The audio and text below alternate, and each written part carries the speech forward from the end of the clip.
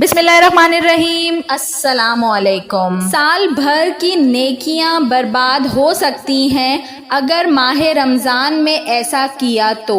حضرت سیدنا عبداللہ ابن عباس رضی اللہ تعالی عنہ سے مروی ہے کہ نبیوں کے سلطان صلی اللہ علیہ وآلہ وسلم کا فرمان عالی شان ہے، بے شک جنت ماہ رمضان کے لیے ایک سال سے دوسرے سال تک سجائی جاتی ہے۔ پس جب ماہ رمضان آتا ہے تو جنت کہتی ہے، اے اللہ عز و جل، مجھے اس مہینے میں اپنے بندوں میں سے میرے اندر رہنے والے عطا فرما دے، اور حوریں کہتی ہیں، اے اللہ عز و جل، اس مہینے میں ہمیں اپنے بندوں میں سے شوہر عطا فرما۔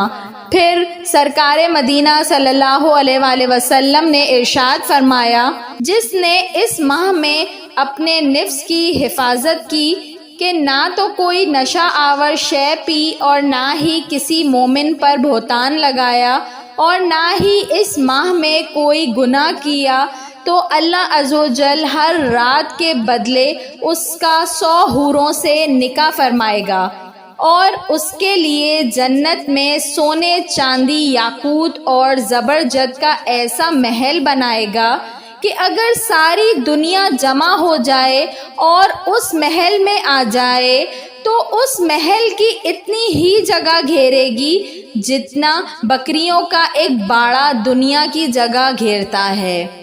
اور جس نے اس ماہ میں کوئی نشہ آور شے پی یا کسی مومن پر بہتان باندھا یا اس ماہ میں کوئی گناہ کیا، تو اللہ عز و جل اس کے 1 سال کے اعمال برباد فرما دے گا۔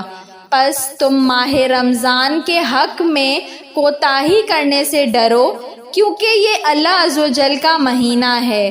اللہ تعالیٰ نے تمہارے لیے 11 مہینے کر دیے کہ ان میں نعمتوں سے لطف اندوز ہو اور لذت حاصل کرو، اور اپنے لیے 1 مہینہ حاصل کر لیا، پس تم ماہ رمضان کے معاملے میں ڈرو۔ سبق معلوم ہوا، جہاں ماہ رمضان المبارک کی تعظیم کرنے والوں کے لیے آخروی انعامات و کرامات کی بشارت ہے، وہاں اس مبارک مہینے کی ناقدری کرتے ہوئے اس میں گناہ کرنے والوں کے لیے وعیدات بھی ہیں۔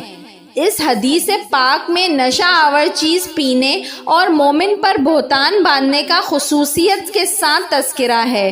یاد رکھیے، شراب یعنی برائیوں کی ماں ہے، اس کا پینا حرام اور جہنم میں لے جانے والا کام ہے۔ حضرت سیدنا جابر رضی اللہ تعالی عنہ سے روایت ہے، سرکار مدینہ صلی اللہ علیہ وآلہ وسلم نے فرمایا، جو چیز زیادہ مقدار میں نشہ لائے تو اس کی تھوڑی سی مقدار بھی حرام ہے۔ دوزخیوں کا خون اور پیپ۔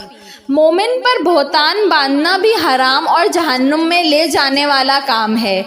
حدیث پاک میں ہے، جو کسی مومن کے بارے میں ایسی چیز کہے جو اس میں نہ ہو تو اللہ عز و جل اس بہتان تراش کو اس وقت تک ردختہ الخبال میں رکھے گا یہاں تک کہ وہ اپنی کہی ہوئی بات سے نکل جائے۔ ردختہ الخبال جہنم میں وہ مقام ہے جہاں دوزخیوں کا خون اور پیپ جمع ہوتا ہے۔ اس کے تحت محقق علی الاطلاق حضرت شاہ عبدالحق محدث دہلوی رحمۃ اللہ علیہ فرماتے ہیں، یہاں تک کہ وہ اپنی کہی ہوئی بات سے نکل جائے۔ مراد یہ ہے کہ اس گناہ سے توبہ کے ذریعے یا جس عذاب کا وہ مستحق ہو چکا ہے اسے بھگتنے کے بعد پاک ہو جائے۔ ویڈیو پسند آئی ہو تو اس کو ضرور لائک کریے گا، اور ایسی مزید اچھی ویڈیوز دیکھنے کے لیے میرے چینل اردو کہانی گھر کو سبسکرائب کر لیجئے۔ Thanks for watching. اللہ حافظ۔